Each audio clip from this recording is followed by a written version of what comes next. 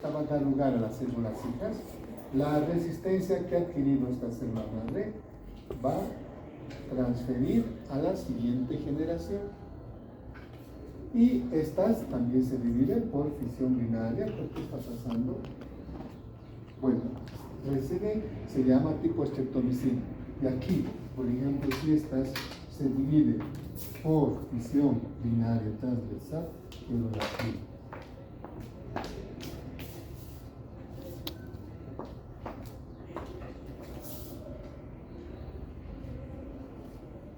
Entonces, esta es la célula madre.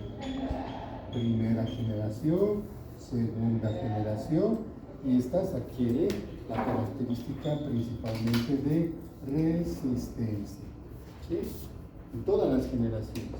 Pero si nosotros hablamos, en el caso, por ejemplo, de otro tipo de bacterias gram negativas, esta célula madre adquiere factores de resistencia. Primera generación no transmite la resistencia. Segunda generación tampoco transmite la resistencia. A partir de la tercera generación recién transfiere la resistencia. Y a este tipo de bacterias se conocen con el nombre de tipo penicilina. Si preguntan en el examen, ¿cuándo es tipo penicilina y tipo estreptomicina? Tipo penicilina cuando la célula madre de la célula bacteriana adquiere los factores de resistencia y recién son transferidos esos factores de resistencia a partir de la tercera generación. ¿Sí? Entonces, ¿qué ocurre acá? Enmascara. Está enmascarado el factor de resistencia. En cambio, el tipo de estreptomicina adquiere sus factores de resistencia a la célula madre y transfiere a todas las generaciones en forma consecutiva. Voy a preguntar de los ¿cómo es? De los antiparasitarios. Yo sé que han dado examen, ¿sí? La doctora Rocío me dijo, esos chicos se han portado un desastre. No, ¿sí? Están bien, no se meten, solo que despierten. Sé que están cansaditos. Todos los días es así, todos los días van a ser así. Hoy día también van a ser así. ¿Podría comprar un mate? Van a ser así. No escuché, solo lo estoy oyendo. ¿Podría comprar un mate, doctor? No. ¿No? Ya. No, me voy a dormir también, ¿sí? No pasa nada. Ustedes ya tienen que hacerlo en el momento antes de la entrada a la clase, ¿sí? Muy bien. Muy bien. Entonces, continuamos. Y la extracromosómica es a través de los plásmidos. Bacterias que tienen plásmidos, dijimos que ya adquieren factor de resistencia a los antibióticos. Tenemos los conjugantes y los no conjugantes. Y los no conjugantes mediante los mecanismos de la transducción. ¿Qué es la transducción? Cuando se transfiere material genético de una célula resistente, una célula bacteriana resistente, a una que no es sensible, a una que es sensible a través de un bacteriófago. ¿Sí? Muy bien. Mecanismos de resistencia. Entonces, muchas bacterias adquieren esos factores de resistencia por la modificación enzimática. ¿Qué significa? Muchas bacterias tienen la capacidad de producir enzimas que anulan la eficacia del antibiótico, como en el caso de la gonorrea. Creo que les di el ejemplo a ustedes. Si un paciente está con gonorrea y yo voy a utilizar la penicilina, va a ser ineficaz, porque esa bacteria, la Neisseria gonorrhoeae, tiene la capacidad de producir la enzima beta-lactamasa. Entonces yo tengo que buscar una alternativa o un bloqueador del anillo que generalmente bloquee la enzima beta-lactamasa, que a medida que vayamos viendo nosotros vamos a poder utilizar. Entonces, las fosforilasas adenilasas bloquean el anillo generalmente de los aminoglucosos. En cambio, las beta-lactamasas destruyen el anillo de los beta-lactámicos, como la penicilina. ¿Sí? Hay otros que producen cambios en la permeabilidad al medicamento, como las tetraciclinas y las rifamicinas. ¿Se acuerdan cuando cuando generalmente quiso ingresar a la bacteria el antibiótico, no introdujo, no pudo penetrar y es devuelto al medio externo? Por lo tanto, la bacteria se torna impermeable. Desarrollo del blanco estructural alterado. Nosotros hemos llamado como la PVP, ¿Qué es la PVP? Proteína fijadora de la penicilina. Ustedes hacen mucho deporte, ¿no? ¿Sí? Sí. ¿Sí? ¿Hacen deporte o no hacen deporte? ¿Están viniendo de la academia? ¿Ese cuerpo cómo va a resistir después de haber hecho ejercicio? Y vamos a ver, ¿sí? Está bien, no se preocupen, es su cuerpo. Ustedes saben cómo funciona su organismo. Porque yo después de hacer un ejercicio ir allá, complicado. Pero si yo hago mi natación, bueno, estoy despierto todo el día, ¿sí? Así es. Entonces, la resistencia de la pérdida, cuando está alterada, también es un factor de resistencia. Ahora, hemos llamado resistencia cruzada. ¿Cuándo se llama resistencia cruzada?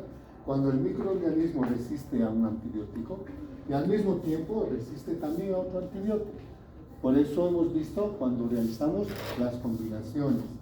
Los aminoglucósidos, ¿dónde actúan los aminoglucósidos? Ribosoma 30S. Bactericida, bacteriostático. Bactericida. Un grupo representante de los aminoglucósidos. Gentamicina, canamicina, neomicina, tobramicina. Y las tetraciclinas, ¿dónde actúan? Bactericidas, bacteriostáticas. Así es. Entonces, cuando yo combino ambas familias, un bactericida más un bacteriostático, hoy voy a preguntar a todos los de negro, no sé por qué será. Entonces, para que vayamos despertando Lucas, ¿sí? Acorde. Están cansados, hemos dado examen de parasitología. ¿Estamos con las amebas hasta aquí? ¿No? ¿Sí? No. Está bien, es bonita la materia. Muy bien. Entonces, los aminoglucósidos. Fíjense, la gentamicina, cuando combinamos la gentamicina dentro de los aminoglucósidos, la tetraciclina dentro del grupo de las mismas tetraciclinas, ambos actúan ribosoma 30S. Tenemos generalmente aquí un ribosoma 70S con dos subunidades, 30 y 70. Entonces, la gentamicina actúa ribosoma 30S y la tetraciclina. Cuando hacemos esta combinación en estos casos, que creamos una resistencia cruzada. Entonces, si yo voy a combinar un bactericida más un bacteriostático, yo prefiero en vez de la tetraciclina utilizar aquí la eritromicina y así yo no voy a crear una resistencia cruzada. Entonces, por eso cuando hemos visto la combinación de más de dos antibióticos, creamos un mecanismo de resistencia. ¿Sí? Muy bien. Limitaciones. Ahora sí. En cuanto a las limitaciones de la resistencia, primero, gracias, muchas gracias. Mantener la concentración adecuada del antibiótico en los tejidos.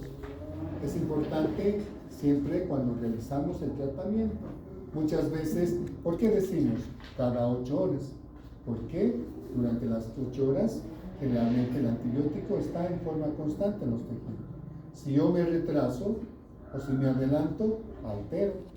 Por eso son limitaciones para evitar mecanismos de resistencia. Intercalar el uso de antibióticos para no producir una resistencia cruzada. Muchas veces nos dicen, o sea, nosotros les decimos, a las 20 horas y a las 8 horas de la mañana. Puede ser todas, no hay problema, pero hay otros que no podemos hacer. Necesariamente tenemos que ir combinando. ¿Sí? Restringir el uso de antibióticos valiosos.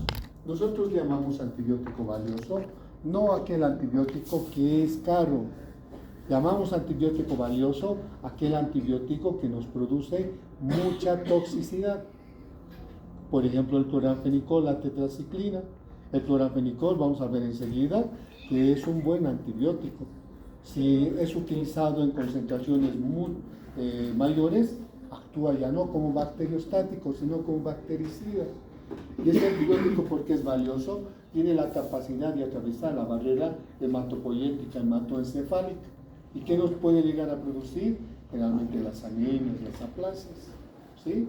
Por eso no se olviden, si un examen preguntara, ¿qué es un antibiótico valioso? Antibiótico valioso es aquel antibiótico que obviamente va a inhibir o destruir a la bacteria, pero nos produce mucha toxicidad al hombre, bueno, al huésped. ¿Sí? Muy bien. Implicaciones clínicas de la resistencia. Considerar si el antibiótico todavía está indicado su empleo, porque hay muchos antibióticos que ya no los utilizamos. Por eso, ¿qué tenemos que hacer? En estos casos, actualización. Tenemos que ir actualizándonos. Cada vez hay más fármacos, más fármacos, más fármacos. Cada vez hay más visitadoras médicas también, que siempre están viniendo de alguna otra manera para ver la eficacia generalmente del fármaco o del antibiótico. Elegir el antibiótico ideal. ¿Cuáles son las características de un antibiótico ideal? Sí, ¿saben ustedes? Especificidad.